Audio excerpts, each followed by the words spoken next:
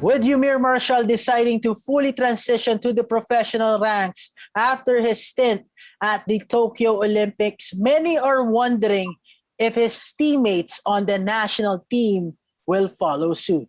And the best candidates for that are Carlo Paalam and Nesty Petecio. Santino, we can talk about how brilliant Carlo Paalam and Nesty Petecio are as boxers all day. But if they do decide to move to the pros, in your point of view, how do you think they will fare? And do you want to see them compete under professional rules? Of course, syempre. Yun nga, I can't remember who told me, pero ang laking difference ng amateur boxing as compared to professional boxing. Wherein sa amateur boxing, you have such short time to work with na kailangan intense ka lagi. The more you can land, the better it is for you. Someone who has done that well was someone like Nesty Petecio. Pero I think nung itong huling Olympics, we saw also a side of Nesty Petecio that was a little bit patient. No, nakita natin na kaya rin niya maging fighter for longer, for possibly longer durations of fights, which leads me to she could do very well sa professional ranks. I think it would be a good transition for Nesty to finally enter the professional ranks. She's done. I think she's done, or she has nothing left to prove pagdating sa amateur ranks. Multiple time gold SEA Games gold medalist, Asian Games medalist, Olympic medalist rin siya. World champion. World champion pa. So, I think the next logical step, especially at her age, is to finally step into the professional ranks. So, and she could very well be the face of Filipina boxing para sa akin. How about Carlo Paalam? Si Carlo Paalam din. Very, very promising na bata. 23 years old, if I'm not mistaken. Si Carlo also has the chops to make it big in the professional ranks. We can follow in the footsteps of a lot of great Filipinos who have become top tier flyweights, if I'm not mistaken. Flyweights, tama. So yun. So take that step, take that leap into the professional ranks. Santino, boxing's place among the events at the 2024 Paris Olympics remains uncertain as the International Olympic Committee, or IOC, cites unresolved issues with the International Boxing Association, also known as IBA.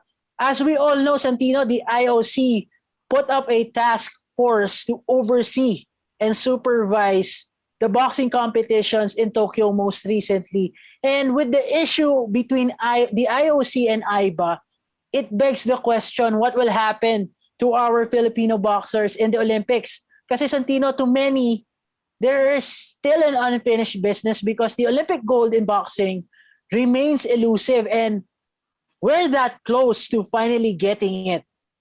Does that make you fear that it would entice Nesty Petecio and Carlo Paalam to make the jump to the pros? Or are you confident that the IOC would eventually come up with a solution like last time? It ultimately falls on the athletes themselves.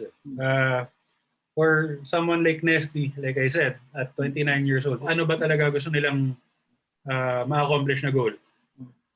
For Nesty and Carlo, both of them have already become Olympic medalists. I wouldn't fault them for saying na okay na yun. Or I wouldn't fault them for saying na I've experienced stepping on a podium in the Olympics. I'd like to be able to race a world championship in the professional ranks. But at the same time then, these guys have been Olympic national team athletes for most of their lives.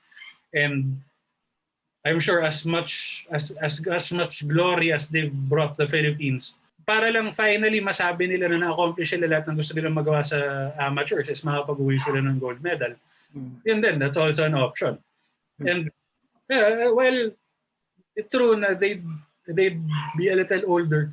What weighs more para sa kanila? Is it that Olympic gold medal sa Paris, given nga if magkaroon ng Olympics, or if they can finally go pro. And yun nga, all the more reason na yun to think na they have more incentive to go pro if unclear ang situation pagdating ng Paris Olympics. Now, Santino, most gold medalists in Olympics, had special treatment when they turned pro in boxing. Will you agree that the best career advice now for Carlo Paalam is to get the gold medal in the next Olympics and then turn pro? Yeah, that would be sound advice. Kasi like I said nga, si Carlo Paalam is just 23 years old. Being able to say na I'm an Olympic gold medalist, tapos saka siya mag-succeed sa pro ranks, yun, ang laking bagay yun. I think that's something that only he'd be able to say if it happens, di ba? Sabihin natin he can eventually become a gold medalist, and then he can follow the footsteps of the guys like Donnie Nietes and become a world champion at the flyweight division.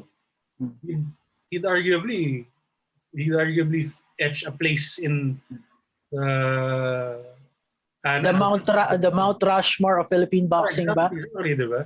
So you'd have like Manny Pacquiao, Nonito Donaire, Donnie Nietes, Carlo Paalam. Di ba? Ano yun eh? Enticing, kumbaga. But it's a game of patience, kumbaga.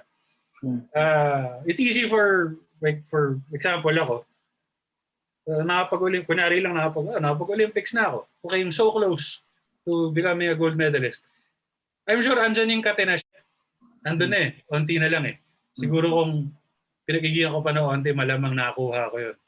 Siyempre, may onting motivation and hindi lang onti. I'm sure ang laki ng motivation yan to get back into the ring or qualify again for the Olympics sa 2024 kung meron ng boxing doon.